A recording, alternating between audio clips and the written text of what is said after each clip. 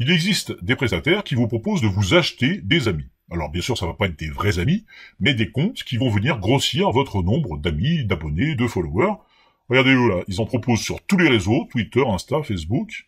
Là sur Twitter, je me suis créé pour l'occasion un compte Falafels Follower, dont le but va être de republier toutes les infos qui passent concernant cette merveille culinaire que sont les falafels.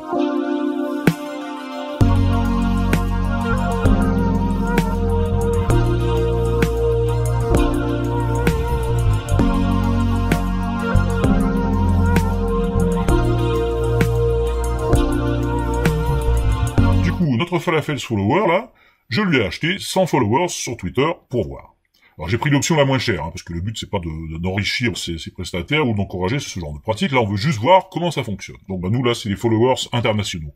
Les Français ils coûtaient plus cher parce qu'il y en a moins. Et j'ai choisi de me les faire livrer en une fois. Donc quelques jours après, voilà des abonnés qui sont venus grailler du falafel. Alors si on regarde un peu à quoi ressemblent ces abonnés, eh bien on va retrouver chez eux toutes les caractéristiques de gens qui n'existent pas et qu'on appelle cette fois des zombies. Parce qu'ils n'ont pas de vie propre, ils ne font rien d'autre que suivre des gens. Regardez par exemple cette fille-là. Enfin, cette fille, non. Plus de 2000 abonnements. Et elle a rejoint Twitter en juin 2020. Ça fait un mois, quoi. Moi, par exemple, je suis pas abonné à 2000 personnes sur Twitter. J'en suis une centaine tout au plus. Enfin, bon, pourquoi pas. À la rigueur, c'est pas le critère le plus déterminant. Par contre, là, regardez, 0 tweet et réponse. Donc là, c'est clair, c'est un zombie. C'est un compte qui est complètement inactif. Après, on peut aussi faire des vérifs sur la crédibilité des infos du compte. Si on clique sur la photo de profil et qu'on lance une recherche d'image, voilà, c'est une photo qui apparaît dans plus de 300 pages. Voilà, regardez, je me retrouve sur un site de fond d'écran. En fait, c'est une photo de modèle qui a été chopée dans une box d'images. Les comptes un peu plus élaborés peuvent par exemple utiliser le site This person doesn't exist. Là, par exemple, on est en train de regarder la photo de quelqu'un qui n'existe pas et qui n'a jamais existé.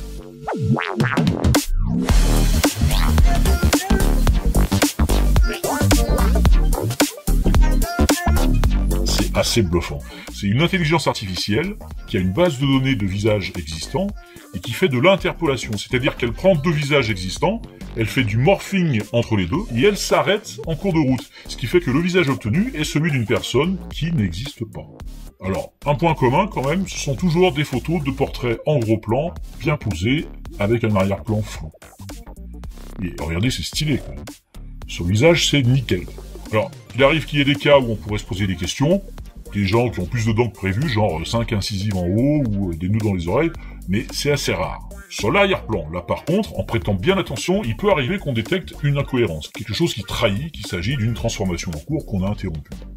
Surtout s'il y a une seconde personne, parce que là, comme il est considéré comme faisant partie du décor, lui, il n'est pas géré comme le visage, et la plupart du temps, ça devient un monstre. Ah, regardez ça, c'est la galerie des horreurs.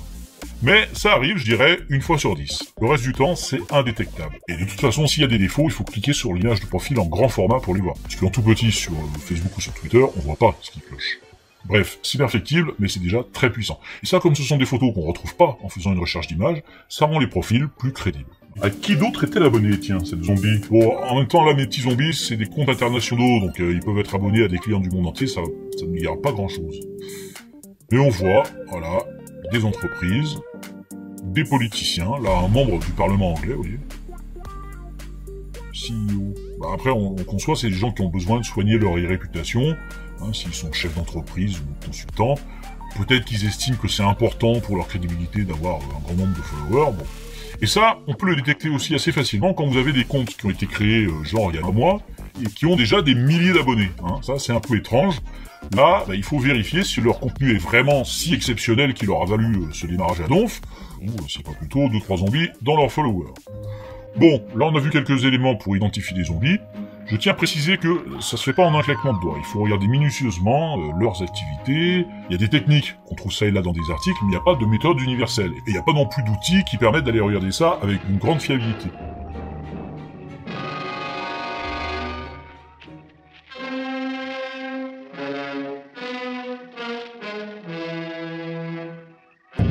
Le vrai effet pervers pour quelqu'un qui a acheté beaucoup de followers, c'est que quand il va faire des publications, ils ne réagiront jamais à ses contenus.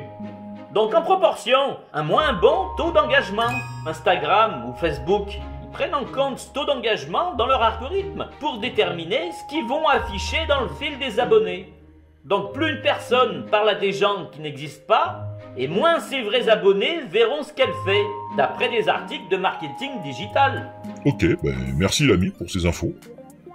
C'est tellement rare que tu fasses des contributions utiles.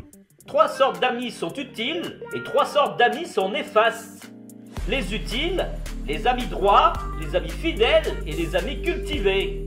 Les néfastes, les amis faux, les amis mous et les amis bavards. C'est une citation de Confucius. C'est marrant, je dirais que toi tu interviens alternativement dans les deux catégories, hein.